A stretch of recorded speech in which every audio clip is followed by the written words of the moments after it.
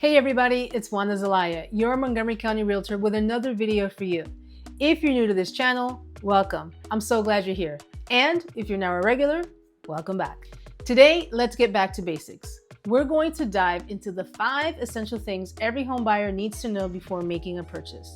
Now, before we begin, if you're interested in buying a home, I've created a free home buyer's guide. Just click the link below in the description, provide your email, and I'll send it right over to your inbox.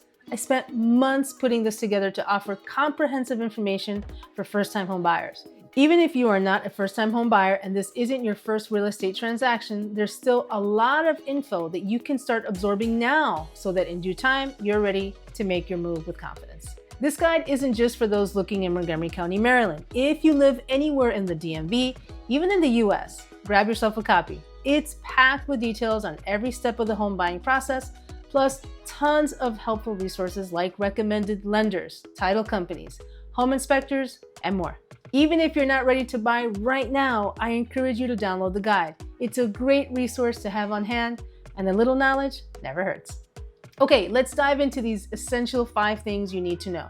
Now, if you are thinking about purchasing a home, let's say in 3 to 6 months, or even in a year, it's imperative that you start preparing now. Really, it's all in the preparation, and this goes for everything. In life, it's best to be prepared. Imagine you are planning a road trip. You know where you're going and how far it is. You've also packed your car with the things you need for the trip. But before you set off, you take some time to plan your route. You look at maps, traffic reports, and weather forecasts. You also make sure your car is in good condition, so you take it to the mechanic. By taking the time to prepare, you can make sure your road trip is a success. Buying a home is no different. By taking the time to prepare, you can make sure you find the right home, get the best possible deal, and make sure you have access to the best tools and partners on your team to be able to make that home buying purchase not only successful, but you want to get the keys in your hand with as little stress as possible.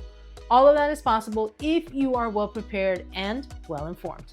The very first step that you would need to take is to get pre-approved for a mortgage. This is a crucial, important step because unless you're paying cash, you need to be pre-approved for a mortgage.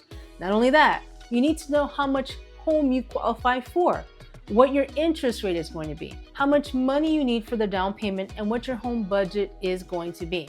What is your credit score? What's your loan to debt ratio? And is that going to impede you from being able to purchase a home? You qualify for X amount. What can you comfortably pay for a mortgage and still have money for groceries, car payment, and other bills or costs and still have a little left over for dinner and outings? See, a lender can absolutely help you to figure all of these things out. You definitely don't want to wait until the last minute to do this. If you're planning on purchasing a home, I like to tell my clients that you should start the process at a minimum of 3 months before you think you want to purchase. So let's say you want to be in your new home in August because the kids are going to be starting school at the end of that month, and you want to make sure that they start the school year at their new school. You should be starting that home buying process around May. When May comes around, you should have the names of 1 or 2 lenders that you're going to call up. I say 1 or 2 because honestly, we should all be shopping our lenders, mortgage rates, and their services. Some lenders charge more fees than others, so just like we shop around for car prices and rates, we need to do the same with our mortgage lenders. Make sure your lender is available at off hours when you or your agent have questions that need to be answered in order to get a contract in. This is extremely important. Home showings and contracts are usually done late in the evenings or on the weekends. It's the nature of our business. If your lender won't answer his phone after 5 p.m. on Fridays and return your calls on Monday, it may be time to switch lenders. Their unavailability may make you lose valuable time in trying to secure a home sale.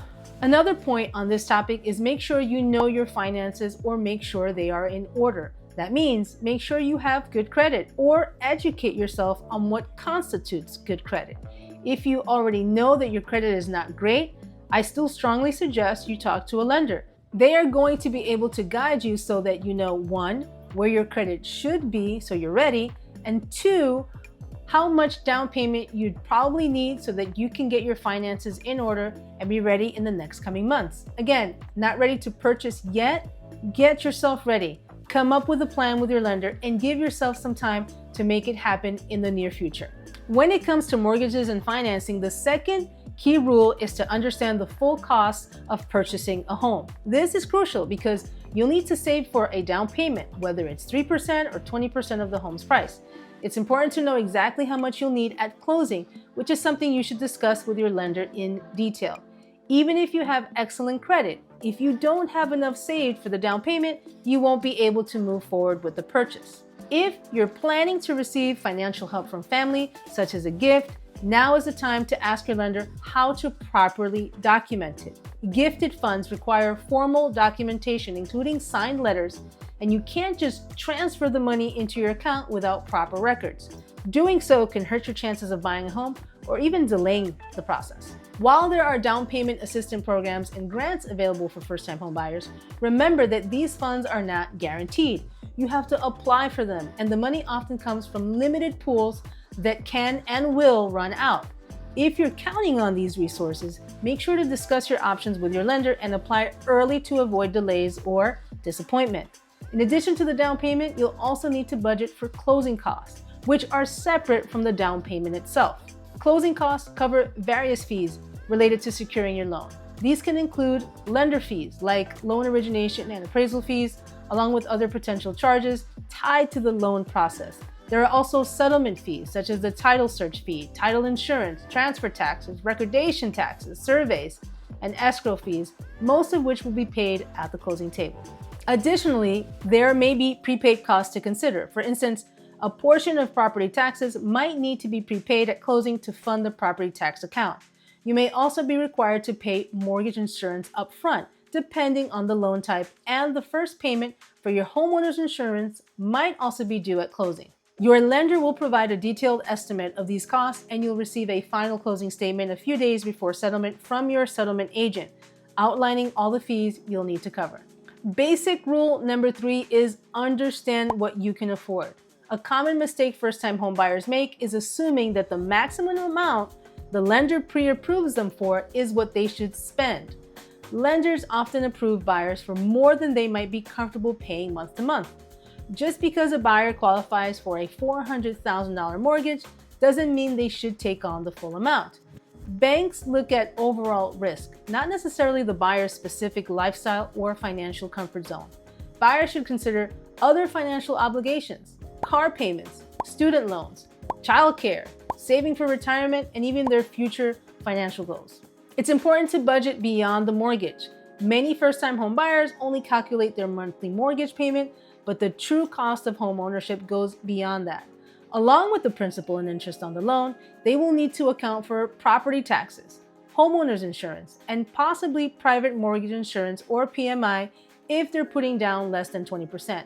In some cases, there could also be HOA or homeowners associations fees. For example, if someone is buying a home in a neighborhood with a $200 monthly HOA fee, that's an additional $2,400 annually, which can impact their affordability. Similarly, property taxes can vary widely depending on location and can add hundreds of dollars to a monthly payment. Also, be aware of the hidden cost of home ownership. Owning a home means being responsible for all repairs and maintenance, from small issues like leaky faucets to larger, unexpected problems like a roof replacement or a furnace breakdown. On average, buyers should budget 1 to 3% of the home's value per year for maintenance. A $300,000 home, for example, could easily require $3,000 annually in repairs or routine upkeep. Keep a safety net in place so you don't get caught off guard. Older homes or homes with pools or large yards may require more upkeep. Lastly, think about the future and leave room for life changes. Make sure your housing costs don't push you to the edge of your budget. For example, what if your household income changes due to a job loss or career change? Or what if you plan to have children and need to budget for childcare or schooling in a few years? Take into consideration these possibilities for the future. And definitely don't overstretch yourself financially so that you don't experience buyer's remorse.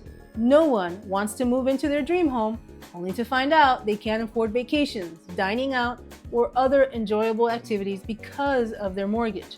Remember, the ultimate goal is not just to buy a home. You want to afford the home comfortably over time, giving you peace of mind and a solid foundation for future financial stability. The fourth basic rule of home buying is to work with a real estate agent you trust and feel comfortable with. You'll likely be spending a significant amount of time with this agent, possibly over several months, so it's important that they understand your preferences, especially when it comes to communication. There should be clear expectations about how and when you'll communicate. Your agent should be available to support you throughout the process, often even during unconventional hours. For example, I've made myself available to my clients even while traveling overseas. That's just part of the commitment in the business. It's also essential to choose an agent who knows the local market well and has experience in the industry. With recent changes in the industry and legal landscape, it's important to know that you are not required to have a real estate agent represent you when purchasing a home. That's right, you can buy a home without an agent. In this case, the listing agent of the property you're interested in could write up the contract for you. However, while drafting a contract is one thing, guiding that contract from start to finish is a completely different process. This might sound appealing, but I strongly advise against purchasing a home without your own representation, especially when it comes to the biggest financial transaction of your life. Think of it like this. If you were a defendant in a legal case, would you let the plaintiff's attorney draft your settlement? The seller's agent represents the seller, not you. Their job is to protect the seller's interest, as the seller is the one paying them. Without representation, though, how can you be sure you're getting a fair deal? Will you know how to handle important deadlines for contingencies, navigate home inspection reports, or address appraisal and financial issues? Without a formal agreement for representation, you have no one to protect you if the deal goes wrong. Even seasoned real estate investors who have completed hundreds of transactions always ensure they have an agent to represent them. I'm not saying this to scare you, it's just the reality of how the process works. Protect yourself by securing an agent who looks out for your interests. And as a side note, most sellers are still willing to negotiate buyer's agent compensation. In fact, many sellers continue to offer the standard 2.5% commission for the buyer's agent, which can be written into the contract. The bottom line, be informed, get represented, and if any major issues arise while you're under contract, you'll be grateful to have someone looking out for you. Last but certainly not least, let's talk about an important principle: doing your own research on the areas and types of homes you're interested in.